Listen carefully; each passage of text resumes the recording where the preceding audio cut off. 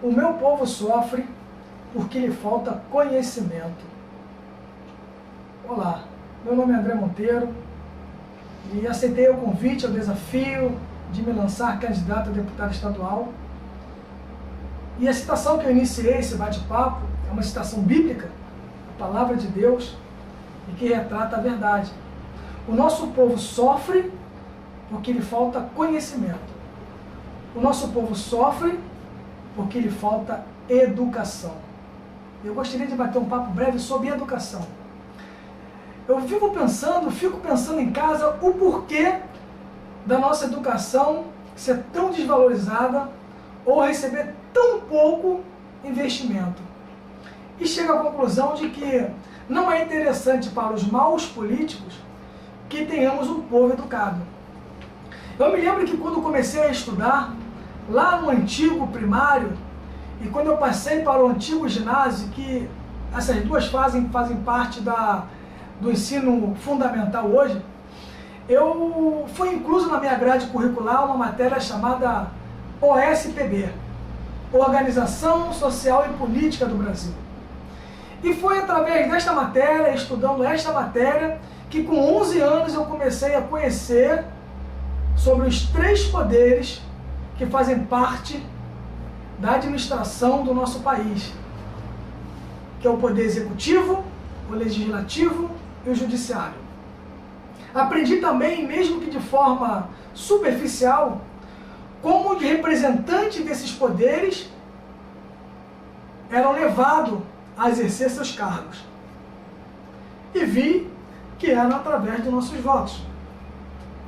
Pois bem, essa matéria foi extinta do currículo escolar das escolas públicas.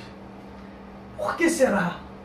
Porque na verdade não é interessante para o político que o povo entenda de política, que o povo seja educado. Não é interessante para os maus políticos que o povo avance na educação, porque quanto mais você é educado, mais exigente você será, porque você começa a conhecer as coisas. Eu fico me perguntando também o porquê dos nossos professores não terem salários dignos. E aí a resposta é simples. Com certeza não é pela falta de dinheiro, porque dinheiro a gente vê que o país tem, que o Estado tem, que o município tem. O problema é a má administração desse dinheiro. Haja visto a nossa Copa do Mundo, sediada aqui no nosso país.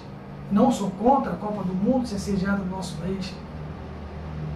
Só que me entristece é como foram gastos bilhões e bilhões de reais para a construção de estádio. Estádio esses que de repente não serão nem mais utilizados em partidas de futebol.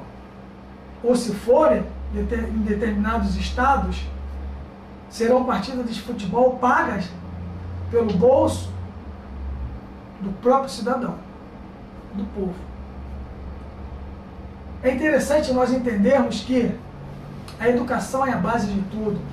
E não adianta falarmos em um estado, em um município, em um país, em uma nação forte, se não tivermos educação adequada. Nós precisamos sim lutar pela educação do nosso país. Nós precisamos lutar pela educação do nosso estado. Porque sem educação, o povo vai perecer. Sem educação, o povo é manipulado. Nós precisamos entender que os nossos filhos merecem boas educações. Boa educação. Nós precisamos entender que os nossos filhos, o filho daqueles mais necessitados, que tem que colocar seus filhos em colégios estaduais, colégios municipais, nós precisamos entender que a educação para eles tem que ser de boa qualidade.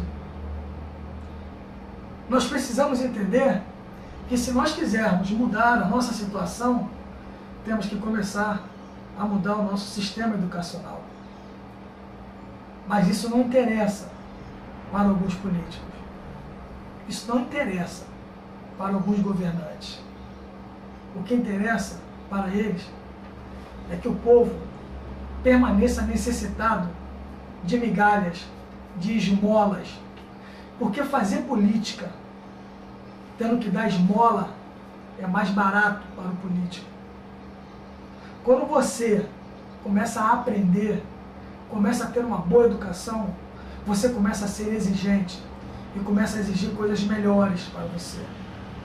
Mas quando você não tem uma boa educação, qualquer coisa que te derem será bem aceito, porque você não tem nada.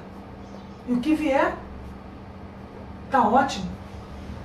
Eleitor, você tem a chance de mudar essa situação, ou de pelo menos começar a mudar essa situação. O seu filho merece uma boa educação. Você merece ter mais dignidade. Professor, você merece ter reconhecido o seu trabalho, o seu esforço.